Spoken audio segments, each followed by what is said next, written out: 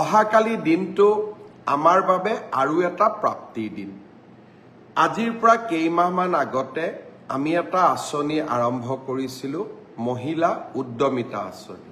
অৰ্থাৎ অসমৰ আত্মসহায়ক গোটৰ সদস্যসকলক ব্যক্তিগতভাৱে উপাৰ্জনমুখী কামত জড়িত কৰিবলৈ 10,000 টকাকৈ আমি সহায় কৰিম।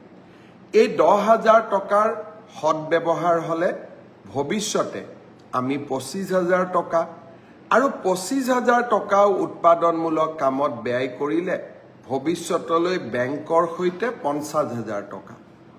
যেতিয়া মই এই আঁচনিটোৰ কথা কৈছিলোঁ, মহিলা সমাজে অত্যন্ত উৎসাহেৰে আগবাঢ়ি আহিছিল।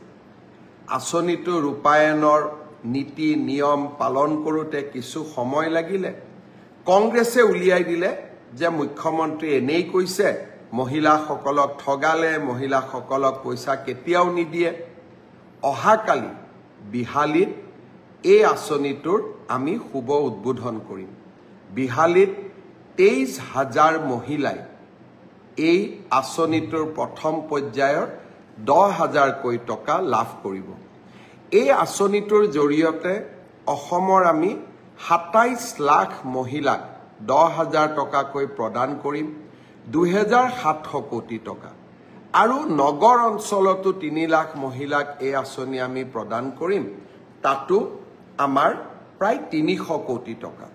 অৰ্থাৎ আমাৰ আই মাতৃসকলক উৎপাদনমুখী আৰু মহিলা সবলীকৰণৰ দিনত কালি আকৌ এটা বিশাল পদক্ষেপ।